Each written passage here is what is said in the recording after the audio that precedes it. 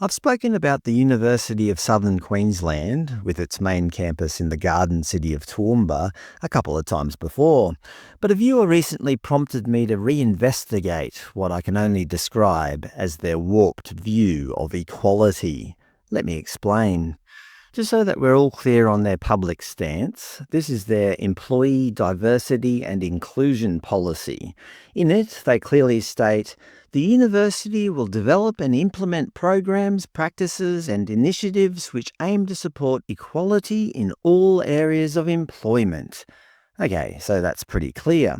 But just to make sure we're not misunderstanding what equality means, the dictionary defines it as the state of being equal, especially in status, rights, or opportunities. They provide similar words including fairness and impartiality. Okay, great. Its meaning is face-smackingly obvious. On their diversity and inclusion page, they have a picture of a woman, a picture of some multicultural women, supporting women at UniSQ, and the UniSQ Women's Network. One would think there's only one gender at the university. But hang on, their last category is our First Nations community. Finally, something that's not women-related. By the way, the picture I showed you earlier is the Vice-Chancellor, Professor Karen Nelson, if you hadn't already guessed. This is their First Nations employment page where they write, at UniSQ, we are committed to empowering First Nations peoples to take their rightful place in teaching, research and enterprise. Rightful place? I don't think anybody has a right to be a university teacher.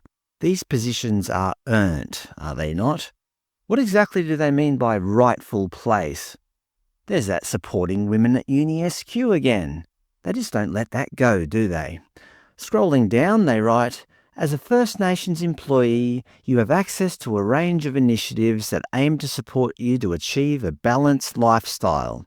First Nations employees have access to conditions and benefits. Here we go.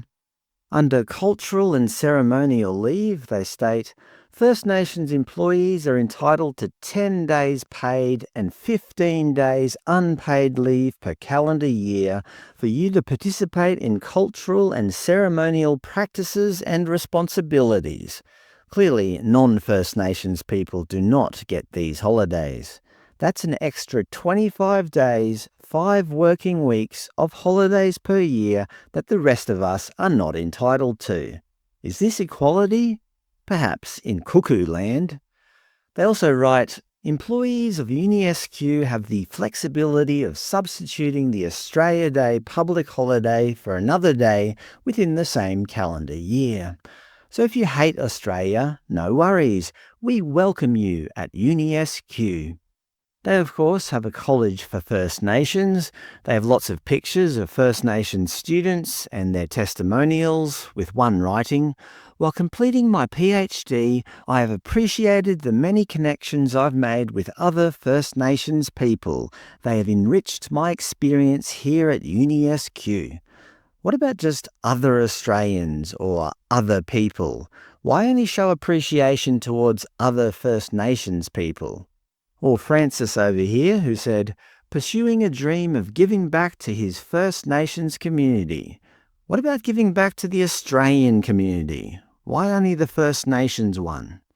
Unsurprisingly, they have Aboriginal cultural protocols, which include all your favourites: welcome to country, acknowledgement of country, payment for cultural services and performances, sorry business, which I spoke about in another video, cultural safe media warnings, smoking ceremonies, and a list of significant dates. For example, regarding January 26, Survival Day or Invasion Day, they lump all Aboriginal people into the same basket. Aboriginal and Torres Strait Islander peoples choose to mark Australia Day as a day to highlight the invasion of Australia by Europeans. What? All of them do they? Every single Aboriginal person sees Australia Day as a celebration of European invasion. That sounds like a rather sweeping generalisation. Is it just me, or does it seem like the university's entire website has become one big propaganda arm? What about study? Do universities not teach stuff anymore?